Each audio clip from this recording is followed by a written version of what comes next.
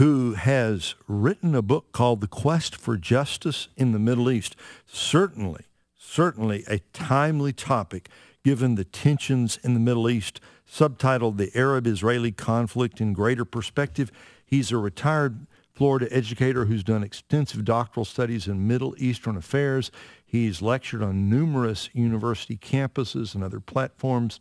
Articles have been published in different languages in hundreds of newspapers, magazine, academic journals, and websites around the world. Gerald Honigman, welcome to today's Issues. Thank you very much for having me today. It seems like this is a timely moment in history to be talking about your book, The Quest for Justice in the Middle East, because we seem to be entering a period, once again, of unusual instability in the Middle East. Is that the way you look at it? Yes, unfortunately, it seems like it's deja vu, as Yogi Berra would say. It's deja vu time again.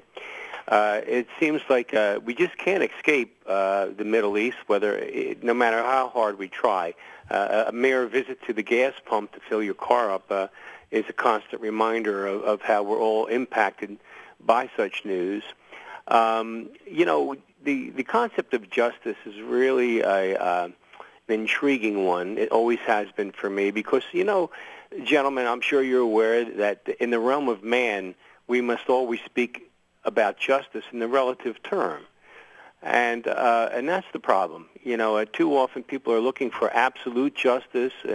For example, the recent vote in the United Nations calling for the creation of a 22nd Arab state is an example of that. What do I mean by that? Well, another timely issue related to that, but one issue that no one talks about, is the fact that there are scores of millions of other non-Arab native peoples in the region whose share of justice is never even talked about. While at the same time the world demands that the one sole state that the Jews have basically slit its throat so that the Arabs can obtain a 22nd state, we have roughly 40 million, that's 40 million, 40 million stateless Kurds, another 40 million stateless Amazigh and Kabyle people. They're known as the Berbers, quote to us.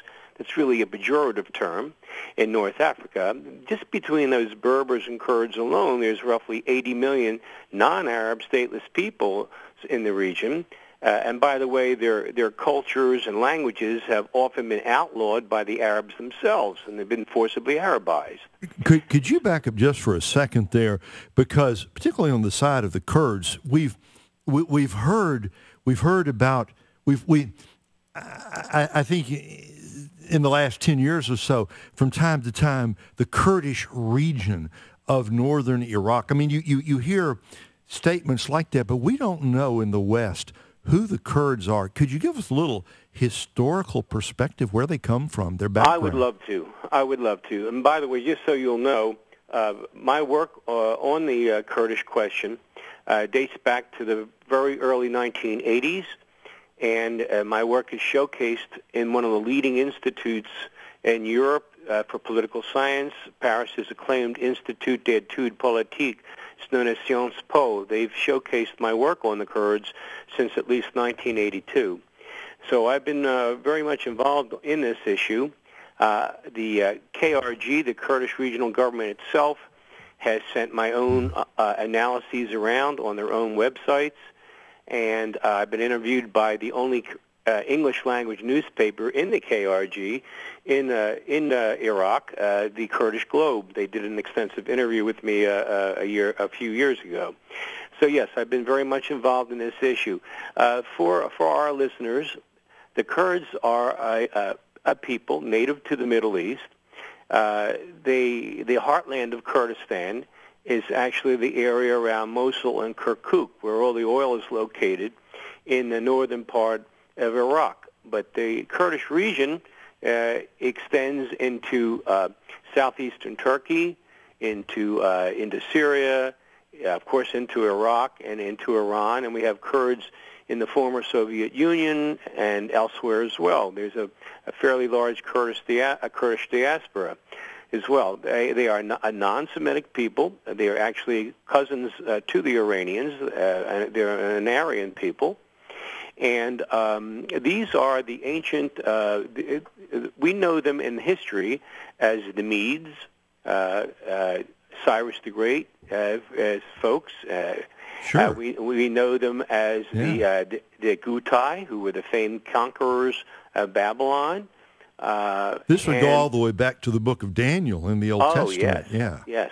As a matter of fact, there have actually been some genetic studies which have shown the relationship between Kurds and Jews. Oh, interesting. Which are interesting. Keeping in mind that we talk about Abraham being from Ur of the Chaldees, right? Sure. And there's some intriguing thoughts there to go along with that, too. I've had some interesting conversations with some of my Kurdish friends about that. So, but be that as it may, so the main point, of course, that I'm making here is that at the same time that the world demands yet another Arab state, a 22nd Arab state, and by the way, this will be the second state for Arabs in the original April 25th, 1920 Mandate of Palestine, not their first state for Arabs. The first state created for Arabs in the Mandate of Palestine occurred in the wake of the Cairo Conference in 1921, when Colonial Secretary Winston Churchill chopped off almost 80%, that's 80, almost 80% of the original 1920 mandate, and created the Emirate of Transjordan. Today we know that country is Jordan, and Jordan sits on roughly 80% of the original mandate of Palestine. So what the Arabs are demanding today is not only a 22nd state, but a second, not first, state for Arabs in the original mandate of Palestine.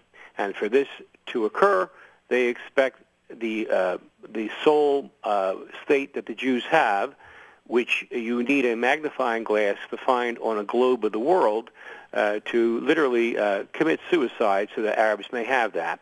And that brings me back to my original statement that in the realm of man, we can only talk in terms of relative justice, not absolute justice. Yes, I mean, there are Arabs spread all over the entire region. That happened as a result of the 7th century of the Common Era, when the Arabs burst out of the Arabian Peninsula and they conquered north, south, east, and west. And then they forcibly Arabized and both the peoples and the lands that they came to. Well, yes, I understand that Arabs would love to have states in every one of those areas that they conquered from everyone else, but that doesn't mean that is what true justice demands. They did not conquer those lands. Those lands were not empty when they were conquered. There were native peoples living there. They still are there. And these people in the age of nationalism, which came late to the Middle East, remember the entire region we're talking about was ruled by empires. There were no individual states or nations up until the end of World War I. For the most part, the Ottoman Turks, for example, ruled most of the Middle East for almost 5 centuries. And so in the new age of nationalism, which came in the late 19th century, but mostly in the 20th century to the Middle East and North Africa, the dreams and the hopes and aspirations of many peoples, not only Arabs, were once again reawakened. During that period of time, the going saying was by people like Sir Mark Sykes and Woodrow Wilson's 14 Points. He had the same vision as well as others. The saying was Arabia for the Arabians, Armenia for the Armenians, Judea for the Jews, and Kurdistan for the Kurds. Now, yes, it may have been a little idealistic, but that was what the hope was, that at long last these empires had been put to an end. This was the period that the Austro-Hungarian Empire had been broken apart.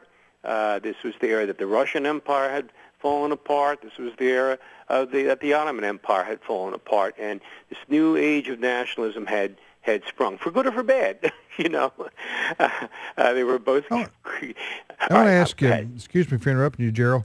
By the way, you spell your name Honigman.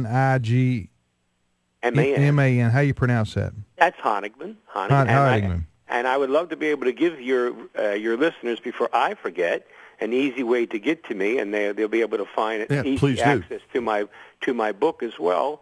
There's several ways, but the easiest way is probably by simply emailing me at Honigman, that's Honig as in George, MAN, then the number 6 at msn.com, and you can go right to my website. I have several websites, but the easiest one will be www. and then my name, www.Gerald, Gerald,